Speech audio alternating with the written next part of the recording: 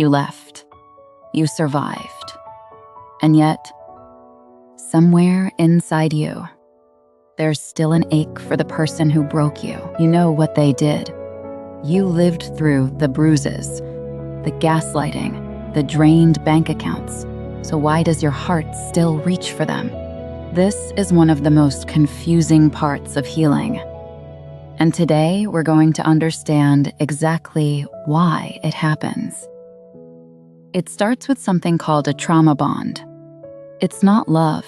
It's a survival response, wired deep into your nervous system.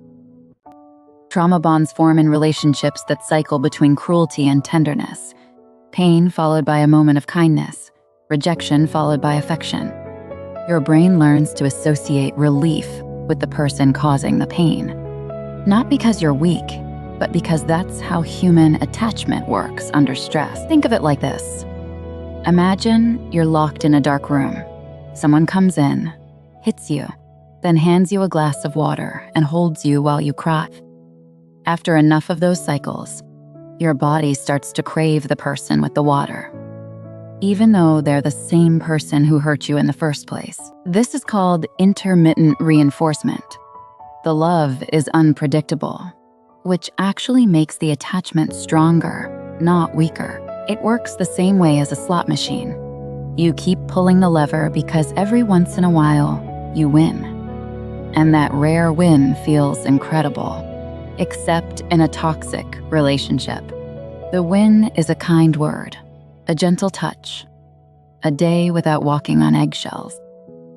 And those rare good moments feel extraordinary, not because they were, but because everything around them was so painful by comparison. Your nervous system literally becomes addicted to the cycle. The highs and lows release dopamine and cortisol in patterns your brain starts to depend on. So when you leave and the cycle stops, your body doesn't feel free. It feels withdrawal, like something essential has been ripped away. That ache you feel isn't love. It's your nervous system screaming for the pattern it learned to survive on. And here's the part that makes it even harder. During the abuse, your identity was slowly taken apart, piece by piece. Through constant criticism, gaslighting, and manipulation, you began to lose trust in your own perceptions, your own feelings, your own reality. The abuser became the mirror through which you saw yourself, and they made sure the reflection was always a little distorted. So when they're gone, you don't just miss a person. You miss the only version of yourself you learned to recognize. The back tragedy of the stay Teep of Deming Lichtard. That's why leaving feels like losing yourself, even when the person you lost was someone who was destroying you. Financial abuse adds another invisible chain. When someone controls your money, your career, your ability to support yourself, leaving feels impossible. Even after you leave, the financial damage can keep you tethered.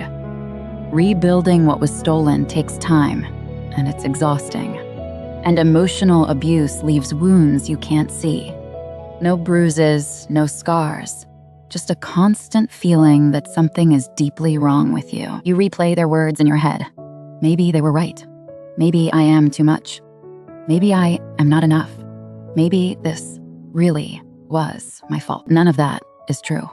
Those thoughts are the echoes of someone who needed you small so they could feel big. The eyes told they change fast.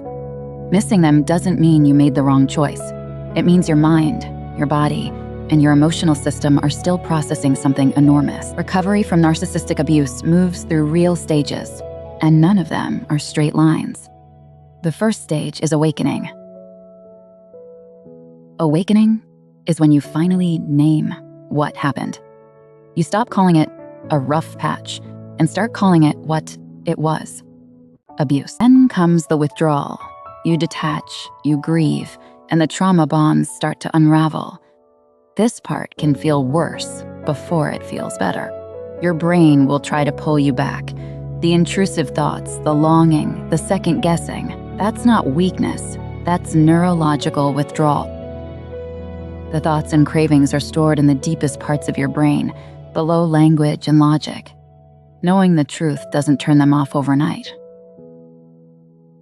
But with time and with support, those signals get quieter.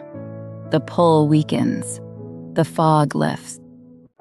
Then comes rebuilding. This is where the real work begins. Not rebuilding the relationship, but rebuilding yourself. It starts with small things. Noticing what you actually enjoy.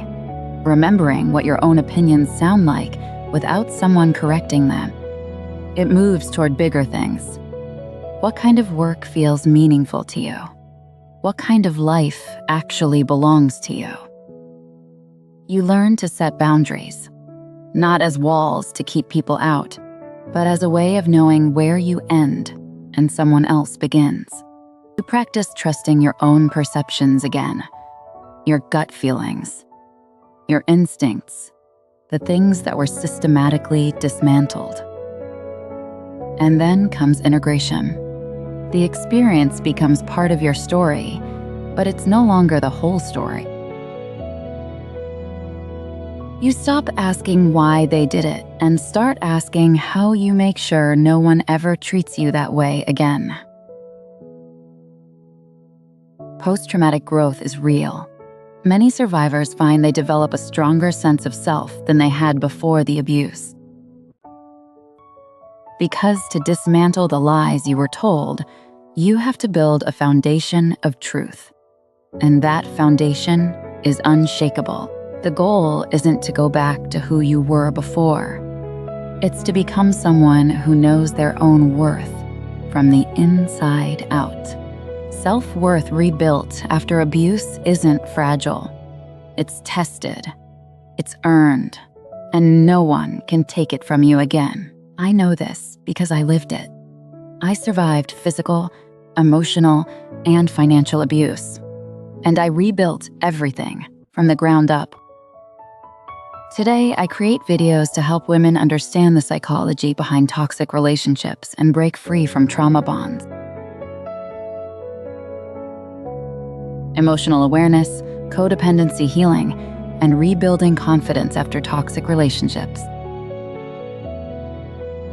Financial freedom, emotional freedom, and the kind of self-trust that can only come from walking through the fire and coming out whole. If that's your journey too, you're not alone. And you're not broken. You're healing. Missing someone who hurt you is not a sign of weakness. It's a sign that you loved deeply, even when that love wasn't safe. But here's what I want you to remember. You survived the worst of it, and the best of you is still ahead. Subscribe for a new documentary every week.